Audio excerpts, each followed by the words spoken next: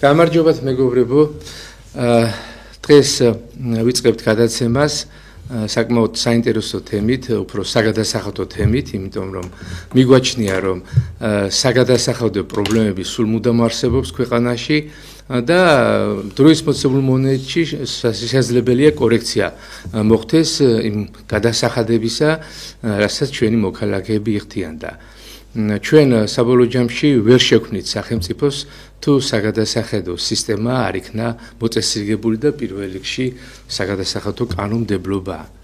ქვეყნის ბიუჯეტი მოიხსენებათ აი მოსაკრებლებებზე, გადასახადებზე, საბაჟო განაკვეთებზე, ტარიფებზე დგას, ასე ვთქვათ, ჩვენ თუ არ გადავიხდით ამ თანხებს სახელმწიფოსაც არაფერი არ ექნება, არ იქნება სოციალური პაკეტი, არ იქნება იგივე დაზღვევა, აი ჩვენ რო გვიკვირს რომ პრაქტიკულად დღეს საყოველთაოდ დაზღვევა არ მუშაობს ისე როგორც ადრე მუშაობდა, როდესაც აკეთებდნენ ამის რეკლამას. პრაქტიკულად თანხები აღარ არის და ამის გამო ესე იგი მენეჯმენტი აი ამ თანხებისაც არ ხდება. ამიტომ ქვეყანა რომ იყოს ძლიერი, აუცილებელი აქ კონდეს ძლიერი საგადასახადო სისტემა და ინსტრუმენტიც, ასე გადასახადის აკრეფის ინსტრუმენტიც უნდა იყოს საკმაოდ მოქნილი და ესე იგი ელასტიური, ასე ვთქვათ. მაგრამ გადახდაც არის და გადახდაც. თუ ესე იგი ადამიანის სუბიექტს ან იურიდიულ პირს ძალიან დაუმძიბეთ ეს საგადასახადო ტვირთი, მაშინ ხდება ასეთი რაღაცა, რომ ეს გადასახადი უფრო ნაკლები შემოდის და ნაკლებად იკრიფება. არსებობს მილიონნაირი მაქინაციები, რითაც ფირმები და ფიზიკური პირები ესე თავს არიდებენ გადასახადებს. აქედან გამომდინარე, კანონი უნდა იყოს აი დიფერენცირებული, მოქნილი და მისადაგებელი პიროვნებაზე, იურიდიულ პირზე. ამავე დროს კანონი არ უნდა ბეგრავდეს ძალიან ფიზიკურ პირს, იურიდიულ პირს, იმიტომ რომ მოიხსენებათ, ესე იგი თუ ადამიანმა და ფიზიკურმა პირმა მეწარმემ არ დააგროვა რაღაცა კაპიტალი, რესურსი, რა გადაიხადოს და რისგან გადაიხადოს. ასე რომ მცირე განაკვეთები ყოველთვის არის ბიზნესის განვითარების სტიმული. როდესაც შენ იცი რომ რაღაც სფეროში მოღვაწეობ და იქ არის მძიმე გადასახადები, იმ არეალიდან ყველა გარბის. აი რატომ არის რომ ევროპის ქვეყნებიდან არის სულ ასეთი შემოთვლები, რომ აი ძალიან ვიბეგრებით, ზოგან არის 30%, ზოგან 40% მოგება საშემოსავლო ზოგიერთ ქვეყანაში 60%-ს აღწევს და ყველა დიდი სელებრიტები და გაუნჩენილი პიროვნებები თავს არიდებენ ასეთ ქვეყანაში ცხოვრებასაც და საგადასახადო მოღვაწეობას და სადღაც ოფშორებში ხსნიან თავის ესე იგი ბიზნეს სუბიექტებს. ეს არ არის გასაკვირი, ამიტომ ჩვენთან საჭიროა ჩვენ ქვეყანაში რომ მოხდეს ბიზნესის გამოცდილება, საჭიროა ისე გავიხედოთ საგადასახადო შეღავათებისკენ. წინა გადაცემაში ჩვენ შევეხეთ დღგ-ს, რა როლს თამაშობდა დღგ ჩვენს ქვეყანაში და როგორ ესე იგი დიდ პრობლემებს წევს ეს მოცემულ ქსელებში, როდესაც პროდუქცია მეწარმეში აქვს, ეს დღგ როგორ აძვირებს პროდუქციის ღირებულებას და ესე იგი ფასების დაწევა, სწორედ ეს ყადაღებული ფასების დაწევა რომ გვინდა, ვერ მოხდება ეს ორი პირობის გამო, იმიტომ რომ ძალიან დიდი საგადასახადო ტვირთები აწევს მეწარმეს, ერთი და მეორე გარემოა ძალიან მძიმე, საბაჟო განაკვეთებით ნედლეული იბეგრება, დანადგარები, მოწყობილობები იბეგრება და მზაპროდუქცია პირიქით, ესე იგი იმპორტი შემოდის ძალიან დაბალი განაკვეთებით. ესე იგი არ არის ხელსაყრელი გარემო. დღგ-ს გარდა ჩვენ შევეხეთ აგრეთვე გაკვირთ მოგების შესახებ, მაგრამ დღეს გვინდა ყურადღება გავამახვილოთ საშემოსავლოზე. ეს საშემოსავლო, გადაღებული საშემოსავლო 20%, რომელიც შეიძლება ევროპაში იყოს პატარა თანხა, იმიტომ რომ გაგვიგია რომ იქ მაღალია განაკვეთების საშემოსავლო, განსაკუთრებით ხელფასის საშემოსავლო, მაგრამ ჩვენთან აი ამ ესე ვთქვათ ეკონომიკურად სუს და ღარიბ ქვეყანაში ეს 20% საკმაოდ უარყოფით როლს თამაშობს და ჩვენ შემოგვაქვს ასეთი წინადადება ბიზნეს ასოციაცია სოლიდარობა ყოველთვის ახმაურებდა ამას რომ მოცემული სახერფასო პირობებში რაღაცა კიბისებურად უნდა დავბეგროთ რომ შეუმსუბუქდეს განსაკუთრებით ყველაზე საშუალო ფენას და გაჭირვებულ ფენას აი ამ საშემოსავლოს გადახდა ჩვენ თქვით რომ ხო არ არის უპრიანი რომ 2000 ლარზევით ხელფასები მოგეხსენებათ ეს კატეგორია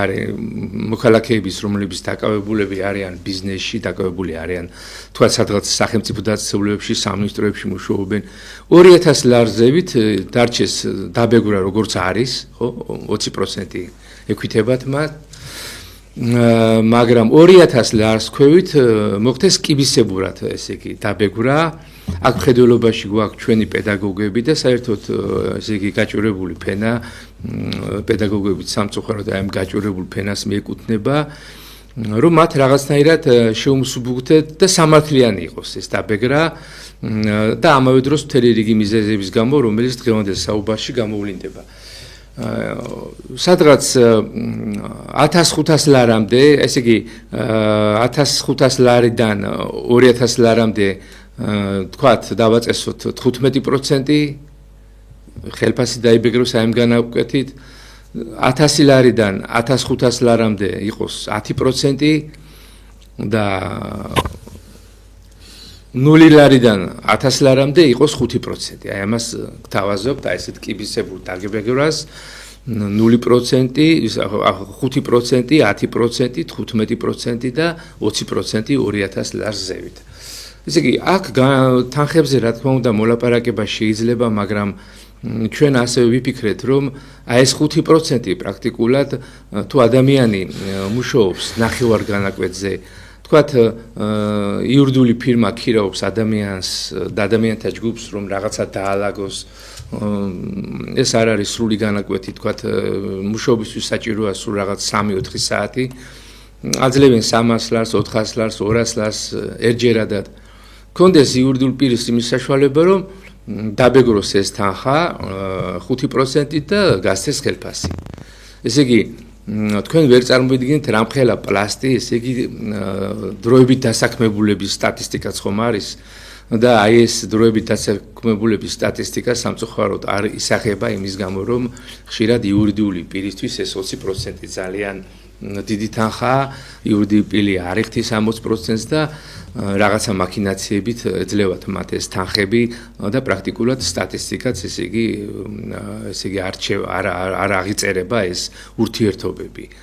ამასთანავე ეს ხელმოკლე პიროვნება სოციალურად დახმარების აღრიცხვაზე დგას, რაღაცა თანხებს იღებს და ასე ვთქვათ, მასაც არ აწყობს ამის გამხელა. ამიტომ პრაქტიკულად ასე ვთქვათ, თუ ჩვენ 5%-იანი დაბეგრა შემოვიღეთ და იურიდიულ პირს 1000 ლარის დაბლა თანხების გაცემა გაუადვილდა იმის გამო, რომ ეს სტიმული იქნება მისთვის, რომ არ დაიბეგრება ეს თანხები დიდი განაკვეთით 5%-ით მხოლოდ რა თქმა უნდა, ხელშეკრულების საფუძველზე იურიდიული პირი უკვე დაინტერესებული იქნება, რომ ეს თანამშრომლები გამოვლინდნენ, ესე იგი ეს გასავალი გამოვლინდეს ხელშეკრულების საფუძველზე, პატიოსნად ბიუჯეტში გადაიხადოს 5% და დანარჩენი თანხა მიცეს ეს იმ პიროვნებას, ვისაც ეს თანხა ეკუთვნის ხელშეკრულების საფუძველზე.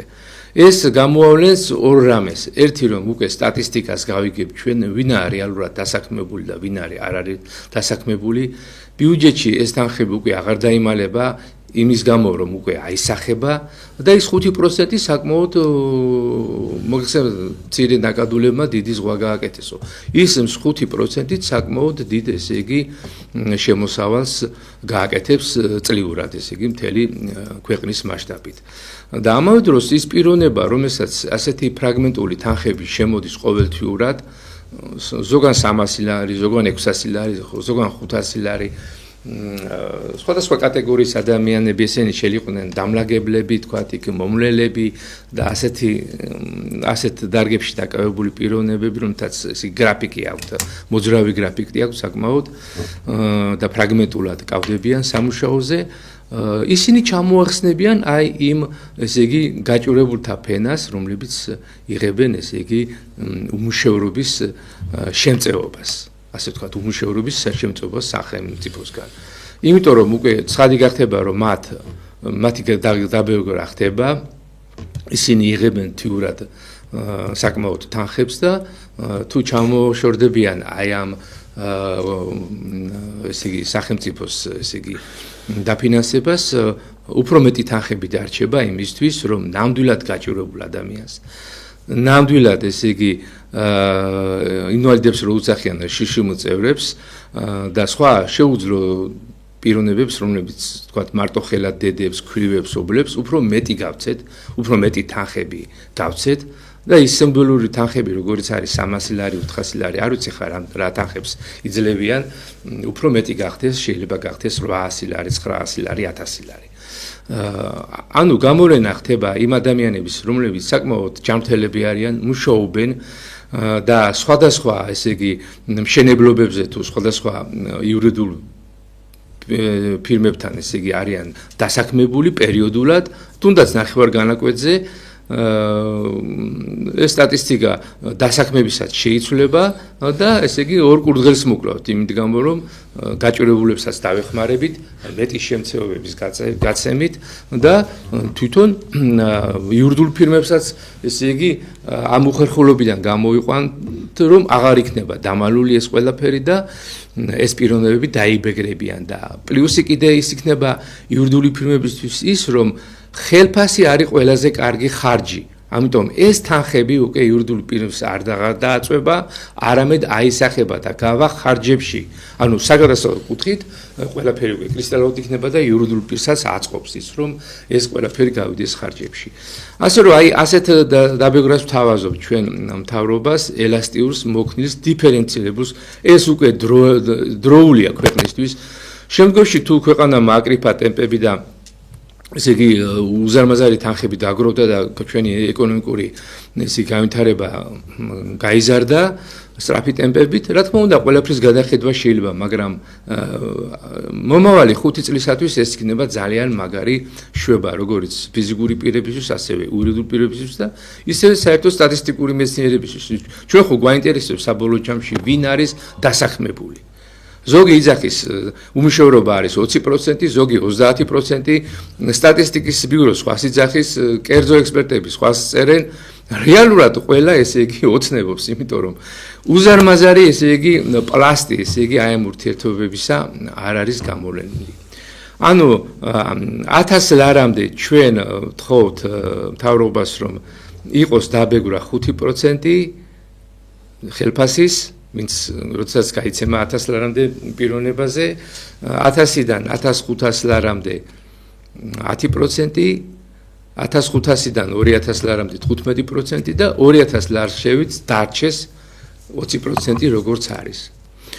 ამასთანავე ესე იგი ძალიან საინტერესოა ის თემა რომ სამწუხაროდ არ ხდება ხელშეკრულების დადება დამქირავებისა და გამქირავებლის შორის მიუხედავად იმისა რომ პიროვნება რომელიც ბინას აქირავებს ახალი კანონმდებლობის ესე იკვალობაზე უკვე თანხა რომელიც მქირავებელს მოსდის დამქირავებლისგან იბეგრება 5%-ით მაინც არ აღმოჩნდა ეს საკმარისი და პრაქტიკულად სტატისტიკა არის სავალალო ადამიანები არ აცხადებენ იმას რომ აქირავებენ ბინებს, აქირავებენ უძრავ ფართობებს და პრაქტიკულად ხდება შემოსავლების დამალვა.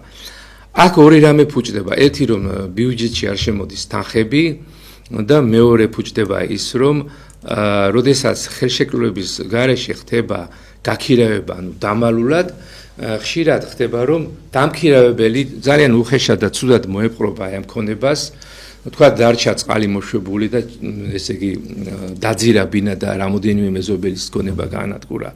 ან მოახდინა ხანძარი, ან დააზიანა, ან რაღაცა დაანგრია კედელი, მოანგრია ამ ცხოვრების პირობებში და დააზირა რა გამქირავებელი. მაგრამ გამქირავებელი ვეღარ ჩივის, იმის გაფო რომ აბსოლუტურად ესე იგი არ აცხადებდა აემის შესახებ, ქირავობის, გაქირავების ფაქტის შესახებ. არ არსებობს ხელშეკრულება. ანდა ხდება ასეთი რაღაცა რომ ესე იგი დამქირავებელი დაზარალდა იმიტომ რომ გამქირავებელმა ბოლო 2-3 თვის ქირა არ გადაიხადა, ანუ გაიპარა, ესეც ხშირად ხდება. ამიტომ უნდა არსებობდეს ხელშეკრულება, მაგრამ ეს 5% არ აღმოჩნდა, ესე იგი საკმაოდ მოქნელი განაკვეთი. ჩვენ ვფიქრობთ, რომ აქაც რაღაცა დიფერენცირებული ესე იგი მიდგომა უნდა მოხდეს. ეს 5% დარჩეს, ესე იგი ძვირიანი ფართებისთვის, ძვირიანი ბინებისთვის. ეს შეიძლება ტერიტორიულად და ფართობის დამიხვედით, ესე იგი გავარკვიოთ, მოხდეს ამის ჩამონათვალის გაკეთება. არ არის რთული, თქვათ, ვაკეში არსებული ფართის 60-ოთახიანი და ვაზის უბანში არსებული 60-ოთახიანი ფართის სხვადასხვანაირი ესე იგი მიდგომები დაიბეგროს, სადღაც 1% არა მყარი 5%-ით, არამედ 1%-დან 5%-მდე. იმიტომ რომ ხშირად ხდება რომ ადამიანი აქირევებს არა ბინას, არამედ ერთ ოთახს იმ ბინაში. ასეც არის. ამიტომ რაღაცა უფრო მეტი შეღავათები უნდა გაკეთდეს და ესე იგი ეს შეღავათები ფიზიკური პირისთვის იქნება უფრო მისაღები. დაიწერება ხელშეკრულება და ორივე მხარის ესე იგი უფლებები ამ ხელშეკრულების ფონზე იქნება დაცული. რაც შეეხება სავაჭრო ფართების გაქირავებას იურიდიულ პირების მიმართ, ეს ფართები იბეგრება 20%-ით და ესეც ძალიან დიდი თანხა, აიქაც უნდა დიფერენცირებული მიდგომა იქნას, იმიტომ რომ იურიდიულ პირის მქონე ესე იგი იურიდიული პირის ბალანსზე მყოფი ფართი, რომელიც ქირავდება, ეს 20%-ით ხშირად არის მიუღებელი და ჩვენ აუარება რაოდენობას საწყობებს, აუარება რაოდენობას ფართებს ვიცნობთ და ვიცით ამის შესახებ, აბსოლუტურად ესე იგი არ არის ასახული ეს ურთიერთობები ხელშეკრულების საფუძველზე და სახელმწიფო ამას კარგავს. ამ თანხებს აქაც შეიძლება 20%-ით რაღაცნაირად გრადაციით დაიყოს დაბლისკენ და ესე იგი ქალაქში უბნისა და ფართობის სიდიდის მიხედვით მოხდეს ესე იგი დაბეგრა, თქვათ, ფართისა, ესე იგი ფართიდან მიღებული შემოსავლისა 3%-დან 20%-მდე, ესე შეიძლება გადანაწილდეს. და ეს იქნება ძალიან დიდი რამე, იმიტომ რომ თვითონ გამქირავებელი, გინდა ფიზიკური, გინდა იურიდიული პირი იქნება დაცული და დამქირავებელიც ამავე დროს არ იქნება დაზარალებული, იმიტომ რომ იარსებებს ხელშეკრულება და ამ ხელშეკრულების საფუძველზე მას წყნარად ექნება დრო იმისა, რომ სანამდე ესე იგი ვადა არის ამ ხელშეკრულების, ესე იგი იყოს ეს პიროვნება იმ ფართში, გინდა ფიზიკური პირი და გინდა იურიდიული. აი ესე მეგობრებო, აი ასეთი კუთხით ჩვენ ნელ-ნელა საგადასახადო განაკვეთებს შევეხებით, რამდენად ჩვენი გადაცემა გვაძლევს საშუალებას. მე მინდა ბატონ გიგას მიმართო, ჩვენ საზოგადოებრივ მამულიშვილებს ასევე გვაქვს ძალიან ბევრი ინოვაციური ესე იგი რეკომენდაციები ჩვენი მთავრობის მიმართ და ბატონი გიგა იტყვის ერთ-ერთ გააჟღერებს მორიგ რეკომენდაციას. გამარჯობათ მეგობრებო. აგერ გიორგი მილაპარაკა ეხლა იმ პრობლემებზე, რაც საქართველოში აი ზუსტად ამ დღევანდელ დღეს არის ამ საგადასახადო სისტემით მიხედვით, რომელიც არის აბსოლუტურად ჩვენი ქვეყნისთვის მიუღებელი, იმიტომ რომ ბევრი რაღაცა რითიც სახელმწიფოს ბევრად მეტი შემოსავლის მიღება შეუძლია, ეს არის იგნორირებული და უგულვებყოფილი და მოდის იმ ძველი კანონებიდან, რომელიც 30-40 წლის უკან იყო მიღებული. მაგრამ ეს ყველაფერი, მე როგორ მინდა ეხლა რა კუთხით მინდა მივუდგერო, ამ ყველაფერს იწვევს ეს მიდგომები, ესეთი ცუდი მიდგომები რომ არის, იწვევს არაპროფესიონალიზმი. იმიტომ რომ ჩვენთან საქართველოში განსაკუთრებით, აი ამ 30 წლის განმავლობაში არაპროფესიონალიზმმა მთლიანად შეჭამა მთელი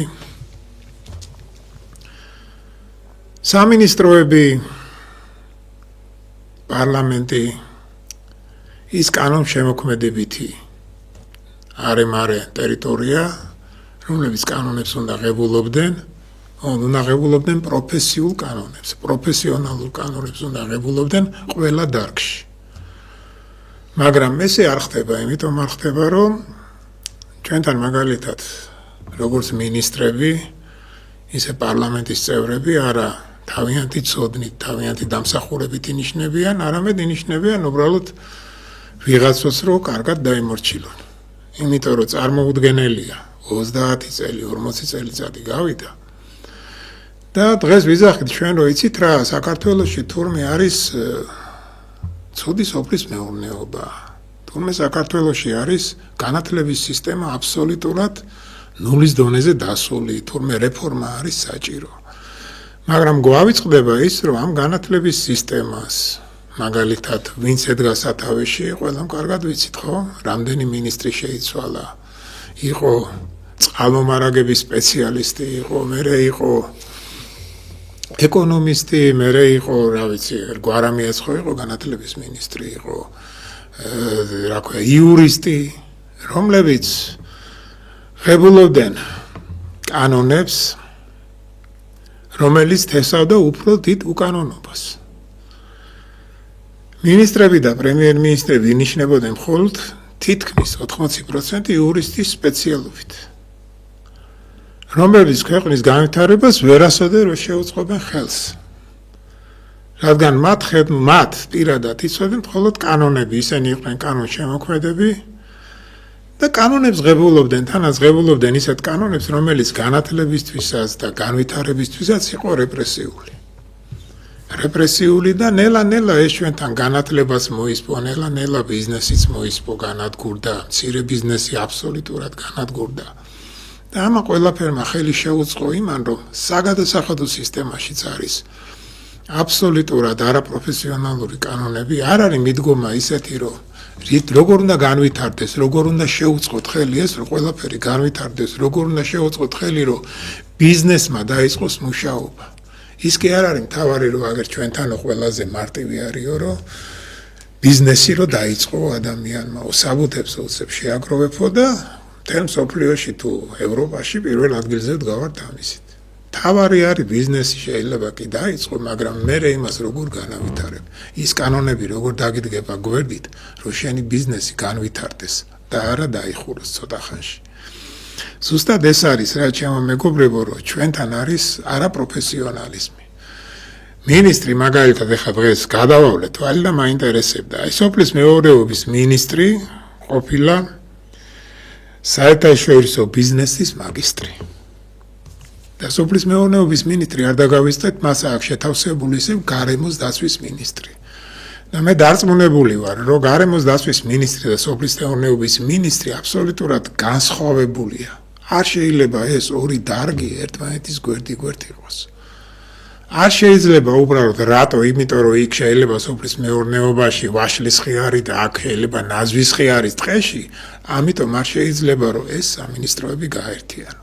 აი ეს გაერთიანდა ერთმანეთთან და მივიღეთ რა, რომ სოფლის მეურნეობის მინისტრი აბსოლუტურად ჩაუხედავი არის სოფლის მეურნეობაში, იმიტომ რომ არ შეიძლება, იმიტომ რომ მთელი თავისი ცხოვრება ის საერთაშორისო ბიზნესის სპეციალისტი იყო და ის საერთაშორისო ბიზნესზე იყო მორგებული. მე არ უმშავია მას ისეთი საფეხურები არ გაუვლია, რომელმაც უნდა მას ასწავლოს, რა ხდება სოფლის მეურნეობაში, რა პრობლემებია. და ყველაზე დიდი კატასტროფა რა არის, იცით ჩემო მეგობრებო, რომ საქართველო იყო სოფლის მეურნეობაში, სიტყვაზე ჯერ სოფლის მეურნეობაზე ვიტყვი, ერთ-ერთი წამყვანი რესპუბლიკა საბჭოთა კავშირის დროს. და არა მარტო საბჭოთა კავშირის დროს, ძველადაც საქართველოში იყო სოფლის მეურნეობა ძალიან მაღალ დონეზე განვითარებული. დღეს რა ხდება? სოფლის მეურნეობა რო განვითარებული იყოს, დღევანდელი ტექნოლოგიები უნდა იყოს შემოტანილი. არ შეიძლება სოფლის მეურნეობა განვითარდეს თოხით და ბარით. არ შეიძლება, არ ხდება ესე მეგობრებო. არ შეიძლება სოფლის მეურნეობა განვითარდეს იმ კვლევითი ინსტიტუტების გარეშე, რომელიც ძალიან ბევრი იყო საქართველოში, რომელზეც ძალიან ბევრი სპეციალისტი მუშაობდა, რომლებიც ქმნიდნენ, აკეთებდნენ ისეთ რაღაცებს, რომელიც ჩვენ სოფლის მეურნეობას უწყობდა ხელს, რომ წინ წასულიყო. დღესდღეობით აღარა გვაქვს მიწათმოწყობის ინსტიტუტი.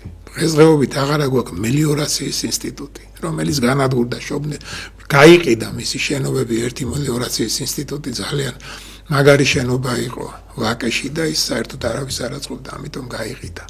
არა გვაქვს მექანიზაციის ინსტიტუტი, რომელიც იყო. არა გვაქვს მცენარეთა დაცვის ინსტიტუტი, რომელიც იყო და აღარ არსებობს. აღარ არსებობს, რა ვიცი, რამდენი უნდა ჩამოთვალოთ. რამდენი უნდა ჩამოთვალოთ, ეხლა ჩვენთან იყო იდეალური მორგებული სოფლის მეურნეობის მაშინ რო იყო სოფლის მეურნეობის ინსტიტუტი რო იყო, რომელიც დღეს გადაკეთა თავისუფლების ინსტიტუტად. მენდუგიძემ რო შეისყიდა, იქ იყო მორგებული ყველაფერი იმ დონეზე, რომ ყველანაირად სპეციალისტი რო განვითარებულიყო. დღეს ლაპარაკობენ, ეხლა აგერ განათლების სისტემაში ცოტა ჩახედული ვარ და თვითონაც ესენიც თვითონ ლაპარაკობენ და ეხლა ხდება ის, რომ თურმე როგორც იქნა, რომ ბენდუქიძის დროს, რომ აგრონომიული ფაკულტეტი გაუქმდა და მერე გპიმ შეითვისა და იქ ნელა-ნელა რაღაც დონეზე მაინც აეწყო და რაღაც დონეზე მაინც რაღაცა ისწავლებოდა. ეხლა გპიმ-დან თურმე გადაუტანიათ და შეუერთებიათ, რა ქვია, აფხაზეთის უნივერსიტეტისთვის. ეს წარმოუდგენელია, იმიტომ რომ ჯერ წარმოუდგენელია, რომ ეს ადამიანები ამათ რა გონიათ, რომ მარტო გონიათ, რომ შენობა უნდა იყოს კაბინეტი სასწავლო და იმ კაბინეტში უნდა შემოვიდეს ექი, ის რა ქვია, ლექტორი და იმან უნდა წაუკითხოს ლექცია და ამით ძალიან მაგარი აგრონომი გამოვა ადამიანი. იმას თუ ბაზა არ გააჩნია, ჩათვალეთ, რომ ეს არის წყარში გადაყრილი ყველაფერი. და რატო ხდება ეს? აი ამას არავინ არ უკვირდება და ამაზე არავინ არ ლაპარაკობს. რატო ხდება ეს, რომ სოფლის მეურნეობის მინისტრი, აგერ გითხარით, საერთაშორისო ბიზნეს მაგისტრი იყო. და მანამდე სოფლის მეურნეობის მინისტრი ვინც იყო? მანამდე ის მინისტრი, მაინც აგერ ამოვიწერე რა და რომელიც მე ტერიტორიებს ყიდდა ეგერ ნაბახანგესეც რომ მთელი ამბები ქონდა გაკეთებული. ისიც არ იყო სპეციალობით სოფლის მეურნეობაში. არ იყო სპეციალისტი. უბრალოდ ისიც დანიშნეს იმისთან, რომ ხელი მოეწერა ისეთ რაღაცებზე, რაზეც ხელს აწერდა. ზუსტად ჩვენი პრობლემა ეს არის ყველაფერი რა. და დღეს კიდე რა ხდება? აი, ეხლა წავიკითხე გუშინ წინ. და აი მართლა კატასტროფა არის ხალხო რა. მიდის იმაზე ლაპარაკი, რომ კანონებს, დრაკონულ კანონებს ღებულობენ, ადამიანებს აჯარიმებენ და კატასტროფულად აჯარიმებენ, ვისაც მაგალითად 500-600 ლარი აქვს ხელფასი, ზოგს 2000 ლარი დააჯარიმეს, ზოგი 1000 ლარი დააჯარიმეს. კი შეიძლება რაღაცეებზე არ უნდა გაეკეთებინათ, მაგრამ ჯარიმები იზრდება. მანქანების ჯარიმები იზრდება, პარკინგის ჯარიმები იზრდება. და რა ხდება აგერ, რომ 1 მილიარდი ლარის ჯარიმა ენერგო სექტორს მთავრობამ აპატია. 1 მილიარდი ლარის ჯარიმა ენერგო სექტორს და ეს აპატია, რომ მომავალშიო თურმე ეს მთავის ხალხი, რომლებსაც ჯარიმა აქვს დაკიდებული 1 მილიარდის, მომავალში თურმე თუ არ გააკეთეს ის ინფრასტრუქტურული პროექტები, მერე ისევ დააჯარიმებენ 1 მილიარდით. გამოვიდა რომ მთავრობამ 1 მილიარდი აპატია ვის? ყველაზე სუყე კომპანიებს, რომლებიც არიან მილიარდელები. იმათ კიდე მილიარდი აპატია. აი ეს არის კატასტროფა, ეს არის ორმაგი სტანდარტი, ეს არის მიდგომა ისეთი, რომელიც ვითომ ეხლა გამოვა სიტყვით და იტყვის ინფრასტრუქტურის მინისტრმა თქვა, რომ ჩვენ იმიტომ ვაპატიეთ, რომ განვითარდეს ეკონომიკა, რომ განვითარდეს ენერგოსექტორი, მაგრამ ეს ენერგოსექტორი ვერ განვითარდება. მაშინაც ლაპარაკი იყო, ჩვენ კარგად ვიცით ყველა, რომ აგერ მილიონები, ათეული მილიონები, რომ აპატიეს ვის? რუსთავი ორს. აპატიეს ვის? იმედს, ხო? იმიტომ რომ განვითარებული იყო ეს ყველაფერი. მაგრამ ვის ფულს პატიობთ ხალხო? ჩვენნაირ ადამიანებს ასეთ ფულს ხო არავის არ აპატიებთ. ჩვენ ხო ამ ფულს ამოგვადენთ. ზუსტად ამაზეა ლაპარაკი, რომ მიდგომა არის ძალიან ცუდი. იმიტომ რომ ეს ზუსტად ის ბატონმა გიორგიმ რას თქვა, ეს ეხება პირადად იმ ადამიანებს, ვინც ამ სექტორში მუშაობს, ვისაც თავის ზურგზე აქვს ეს ყველაფერი გადატანილი. რა ვიცი, აგერ ლაპარაკოთ დებატებიო ხალხო. მოგვიწვიეთ ამ დებატებში. ერთხელ არ დაგვიძახეს, ერთხელ აი. ერთი მოგვიწვიეთ, ჩვენ იწვევთ გირჩს, იწვევთ თქვენ ჯიბის პოლიტიკოსებს, რომლებიც თურმე ოცნება იყვნენ გუშინ და დღეს თურმე ვითომ ოპოზიცია გახდა და ჩაგიდგა თვითონ და ლაპარაკოთ ისეთ თემებზე, რომელიც თემაც არ არის რელევანტური. ყველამ ვიცით ვინ არის ნაცები, ყველამ ვიცით ვინ არის გირჩი მაგალითად. ყველამ ვიცით ვინ არის. რა დესტრიქციულ ქმედებასაც ისინი აკეთებდნენ, ისიც ვიცით, არ გვაინტერესებს ეს. ისინი უნდა დაისაჯონ. დაუძახეთ ისეთ ხალხს, პროფესიონალ ხალხს დაუძახეთ, რომელიც ზუსტად ამ საკითხებზე, რაც ხალხს აინტერესებს, ამაზე დაგიждდებათ და გაეცით მერე იმათ პასუხი, მაგრამ არ იძახეთ ისეთ ხალხს, იმიტომ რომ ეთყობა იცით, რომ თქვენ არ ახართ იმ საქმეში ჩახედული და პასუხს ვერ გასცემთ. ზუსტად ამაშია საქმე. არ არის ეს სწორი მიდგომა და ესეთი ჩვენ ვერც ეკონომიკას ავაწყობთ და ვერაფერს. ამიტომ ხალხო დაფიქრდით, საერთკენ მიდიხართ. მე კიდევ ერთხელ ვამბობ, თუ ესე გაგრძელდა ამ ქვეყანაში როგორც ეკონომიურად, ისე პოლიტიკურად გავნადგურდებით. იმიტომ რომ პროფესიონალებს დაუძახეთ, კიდე არსებობენ ის ადამიანები, დაუძახეთ პროფესიონალებს, ვისაც ამ საქმეს გაკეთება შეუძლია. დაუძახეთ ხალხო და ამ ქვეყანას ეშველება. თუ გინდათ რომ ეშველოთ. აი ეს მინდოდა მეთქვა და ნუ. მადლობა ბატონ გიგა. ბატონ ვაჟას აქვს ესე იგი ინიციატივა მამულიშვილების სახელით, მორიგი ინიციატივა. ქვეყნის რეფორმები აი ამ კუთხით ქვეყნის განვითარება რეფორმების გარეშე შეუძლებელია და ეს რეფორმისტული ინიციატივები ჩვენი მომავალი დღევანდელი გადაცემას და მომავალი გადაცემების აი მიეძღვნება სწორედ აი ამ ინიციატივების გაჟღერებას. ბატონო ვაჟა, აი თქვენი ინიციატივა რა არის? მადლობთ ყურადღებისთვის. პირველ რიგში აუდიტორიას მივესალმები დიდ ქართველებსა და დიდ სოფლიო მოქალაქეებს. მაგრამ პატარა შესავალს გავაკეთებ თქვენის ნებართვით. ისევ და ისევ ჩემი თხოვნაა რომ დავფიქრდეთ რატომ ხდება აი ეს ჩვენი ინიციატივა რომ შემოვიტანოთ ჩვენ ცნობიერებაში ღვთის სამართალი ჩვენ ძალიან უპასუხისმგებლად ვიქცევით რა. და თუ გავაცოცხლებთ, გავაძლიერებთ და გავამწვავებთ ამ დამოკიდებულებას დავინახავთ რომ ჩვენ საშინელ დღეში ვართ. და მე გაგახსენებთ კიდევ რომ ჩვენ ძველ გადაცემებში ამაზე რამდენიმე ჩანაწერი გვაქვს რომ რადგან ძალიან უბრალოდ და უპასუხისმგებლად იქცევიან ჩვენი ეგრეთ წოდებული ხელისუფლების წარმოადგენლები და ისე ადვილად უკეთებენ იგნორს როგორც ჩვენ სულიერ ცხოვრებას, ასევე პოლიტიკურ მდგრადობას, ასევე ჩვენს ეკონომიკას, ჩვენს მოქალაქეებს, ვითომც არაფერი.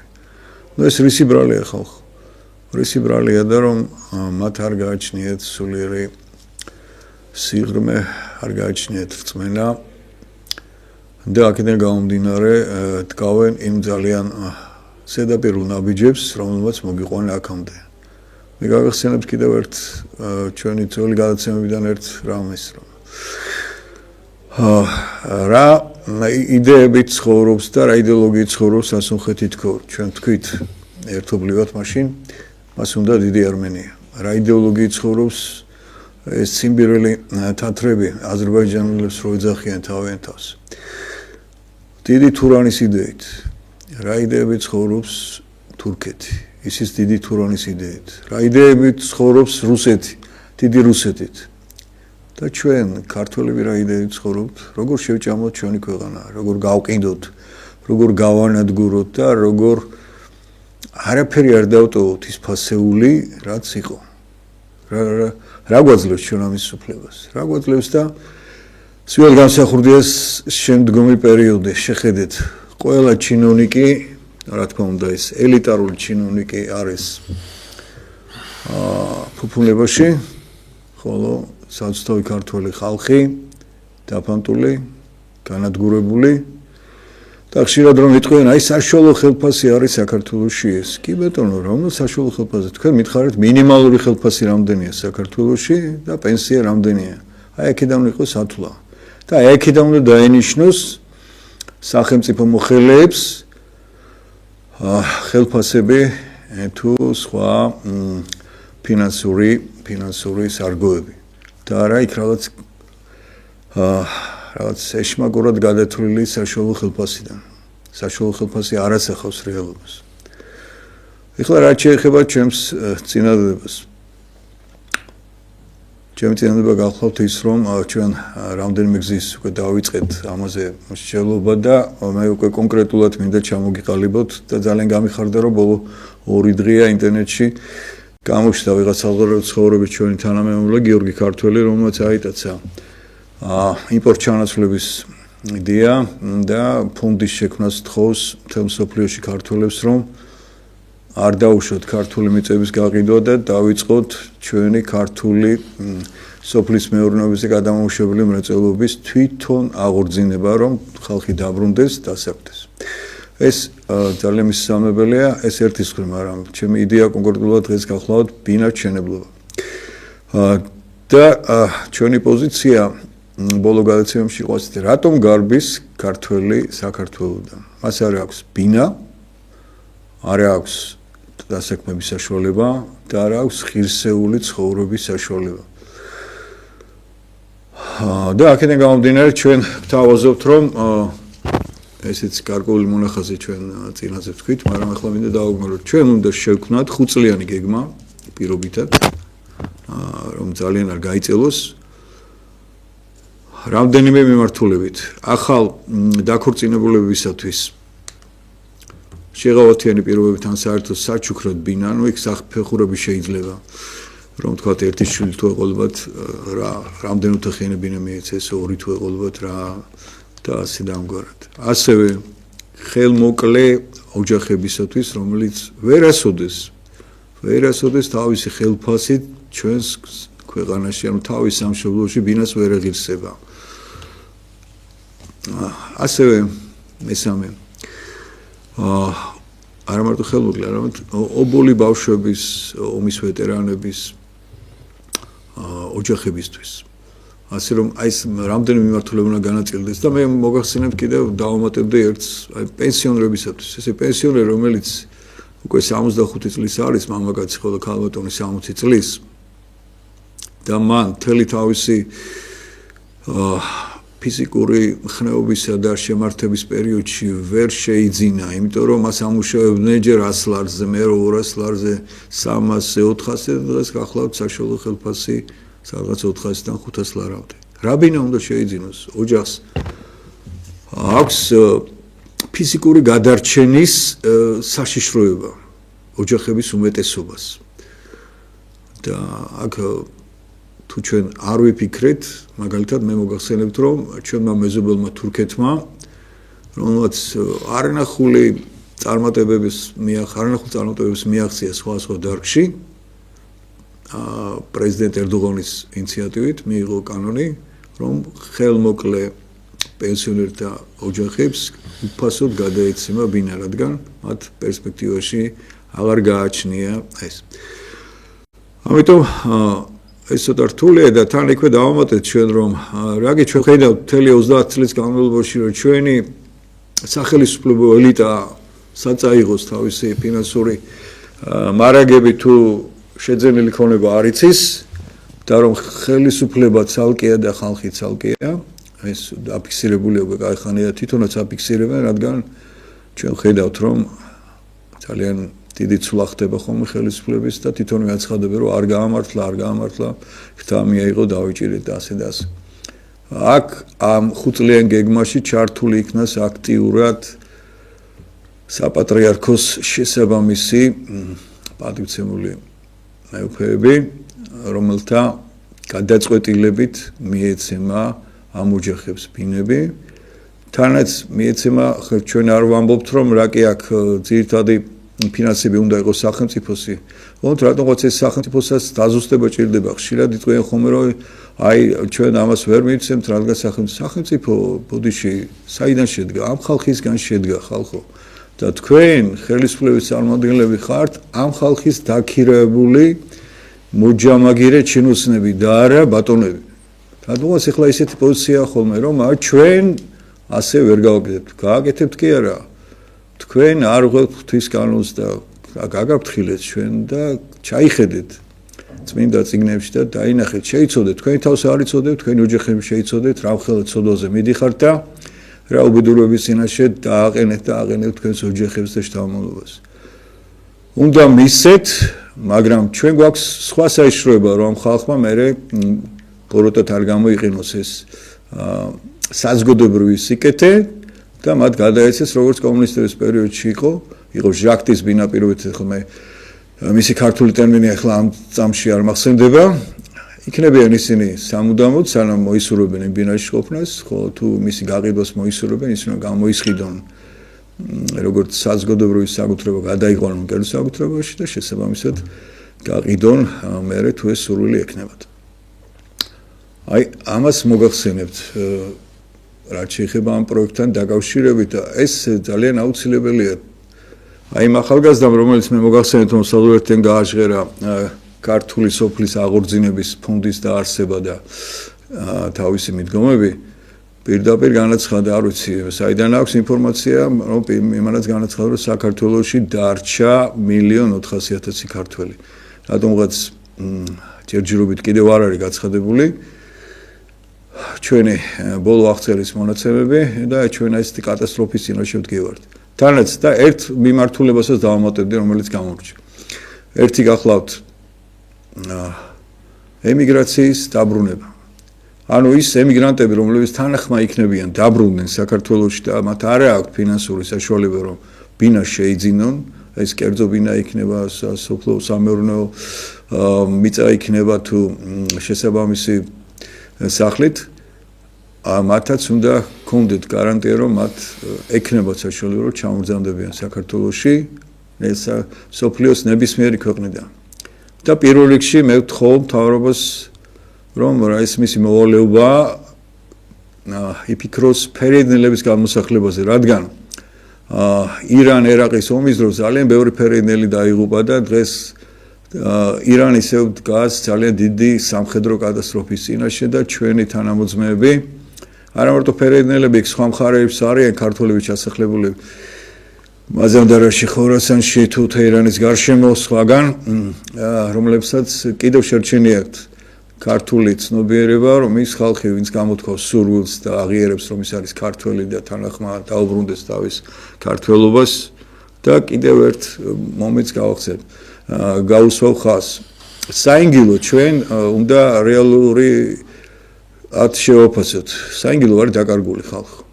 საინგილოს მეპატრონე სურგს უკან დგას 400,000 თათარ მონღოლთა შთამავალი თურქები.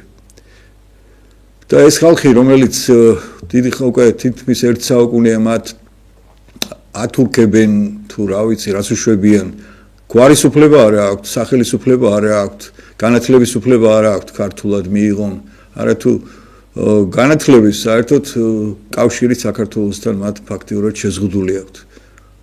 ჩვენ მათაც უნდა შევთავაზოთ, რომ კი, გვესმის, რომ საინგილო იყო ჩვენი ოდესღაც, მაგრამ ასევე ძალიან ბევრი ტერიტორია აქვს ჩვენს მეზობლებს, კონკრეტულად თქვენ ყველას კარგად მოგეხსენებათ და ეს ამ ტერიტორიიდან, როგორც საინგილოდან თუ იმე გამოთქვას სურვილს, რომ მას უნდა საქართველოში გადმოსვლა, აი ამ საბინაო პროექტს რომ შევუერთოთ და ჩაერთოს მთელი, რა თქმა უნდა, ქართული ეროვნული საზოგადოების ინიციატივით, რადგან საქართველო კვდება ხალხო, კვდება და ის სასიკვდილოს არაცელზე წერს. ჩვენ კი, რა თქმა უნდა, საკმაოდ გულგრილად ერისკაცების შევყურებთ, როგორ გვიკვდება სამშობლო და ჩვენი ოჯახების მომავალი აი ასე თბილად და ტკბილად ვართ.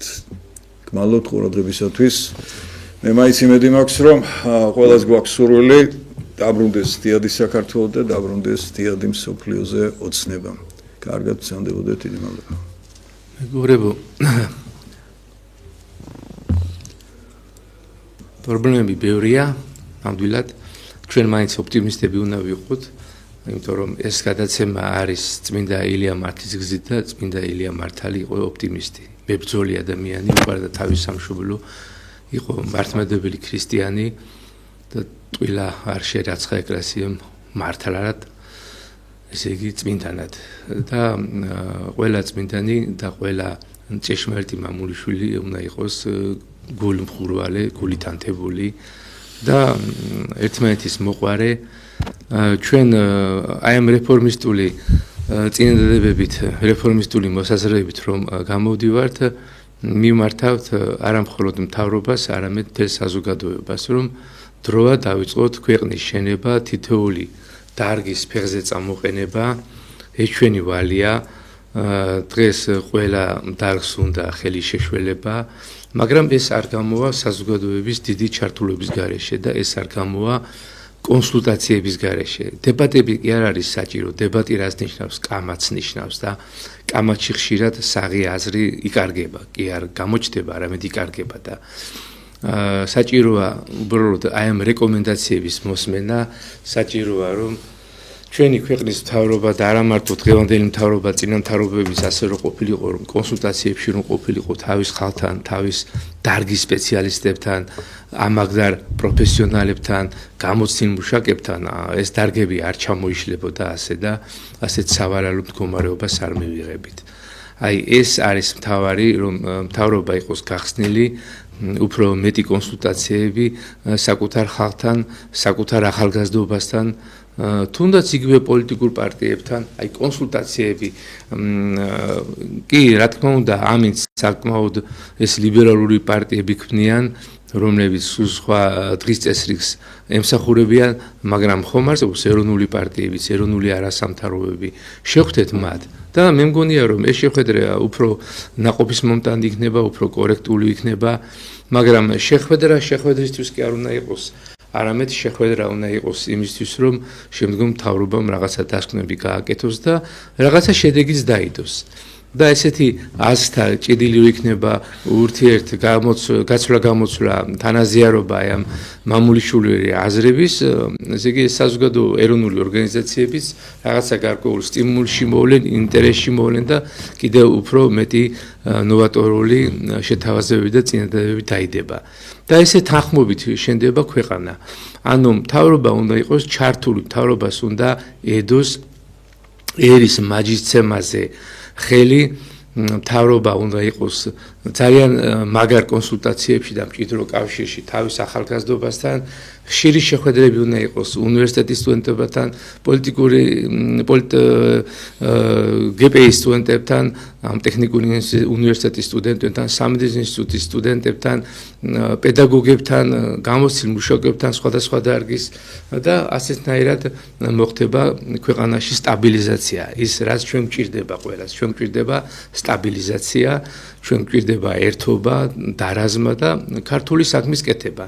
მთავრობასთან ერთად, იცით, ეხლა გასაგებია რომ ამ ლიბერალებს თავისი დღის წესრიგი აქვთ, მათ უნდათ რომ იხილონ, ესე იგი, საქართველოს, რომელიც დაეტაკება რუსეთს და დაინგრევა, თქვათ, უკრაინასავით, მაგრამ ჩვენ არ გვინდა ამის ხილვა, ჩვენ გვინდა პირიქით, ჩვენ გვინდა პოზიტივი, ჩვენ გვინდა რომ ხალხი და მთავრობა ერთად გაერთიანდეს და ყველა ერთ ნავში ვზივართ, ჩვენი შვილები არის ყველგან იმ სამინისტროებშიც, იმ ოფიციალურ დაწესებულებებშიც, ქუჩაშიც თუ სტუდენტობაშიც ჩვენი შვილებია და ჩვენ გვინდა ვიხილოთ ერთად დარაზმული საქართველო.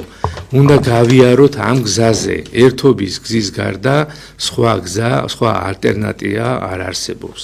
და უნდა ჩავკვიდოთ ყველა მხელები ერთად და ყოველგვარი პესიმიზმისა და დაღრომილობის გარეშე ოპტიმისტურად ვაშვენოთ ჩვენი ქვეყანა.